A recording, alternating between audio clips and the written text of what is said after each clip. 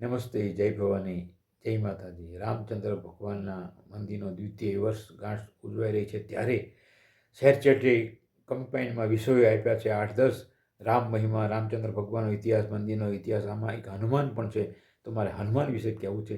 હનુમાન વિશે કહેવું હોય તો એટલું જ કહેવાય કે હનુમાનજીની ભક્તિમાં શ્રેષ્ઠમાં શ્રેષ્ઠ હનુમાન ચાલીસા.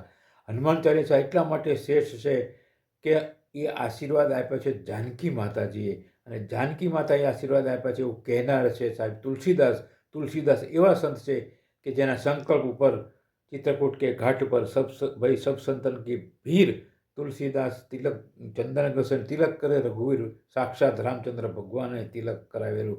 એ જે કહેતા હોય એ વાતમાં 100% દમ હોય. તો શું આવે છે હનુમાન ચાલીસાની 31મી સાખીમાં? ઈશ્વરદાન ગઢવી કહેતા કે જ્યારે હનુમાન ચાલીસા બોલો ત્યારે મર્દાનગીથી બોલો, બાયલાની જેમ ના બોલતા, નિર્બળતાની જેમ ના બોલતા. તો એ લાઈન બોલી અને એની ટૂંકમાં વાત કરીશ. અષ્ટ સિદ્ધિ નવનિધિ કે દાતા યશોબર દીન જાનકી માતા, હે રામ રસાયણ તુમરે પાસા સદા રહો રઘુપતિ કે દાસા. 8 સિદ્ધિ ને 9 નિધિ તમને હનુમાનજીને જાનકી માતાએ આપ્યા. એટલું જ નહીં, એવું કીધું કે અષ્ટ સિદ્ધિ નવ નિધિ કે દાતા. તમારા જે ભક્ત છે, તમને જે ભક્તિ કરતા હશે એને પણ ખરેખર આ ઓટોમેટિકલી અષ્ટસિદ્ધિ અને નવ નિધિ મળી જશે, કારણ કે તમે એના દાતા છો. આ આશીર્વાદ જાનકી માતાજીએ આપ્યા છે સાહેબ. અને એટલા માટે જ આગળ એવું કીધું કે રામ રસાયણ તુમરે પાસા સદા રહો રઘુપતિ કે દાસા. જાનકી માતાએ એ પણ આશીર્વાદ આપી દીધા કે રામ રસાયણ નામની દવા ઔષધિ તમારી પાસે કાયમ રહેશે અને તમે રઘુપતિ શ્રી રામચંદ્રજી ભગવાનના ચરણોમાં કાયમ રહેશો.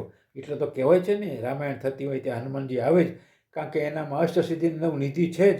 મોટામાં મોટું રૂપ લઈ શકે છે, નાનું પાંદડું પણ થઈ શકે છે, ગમે તે રૂપે આવીને બેસી જાય છે. એ તાકાત એ બધું તમારામાં પણ આવી શકે છે.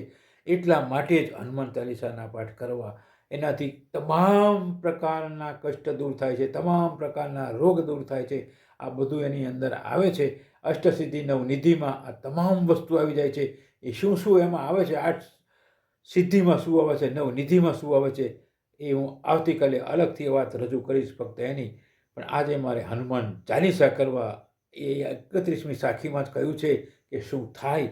અને ખરેખર સુખિયા થવું હોય, બધા દુઃખ દૂર કરવા હોય, ધન પ્રાપ્તિ કરવી હોય, અને ખરેખર દાનવીર થવું હોય, સાત્વિકતાના ગુણ કેળવવા હોય, ભગવાનને પ્રાપ્ત કરવાના ગુણ કેળવવા હોય, તો આ સાખી તમને એ જ કહે છે.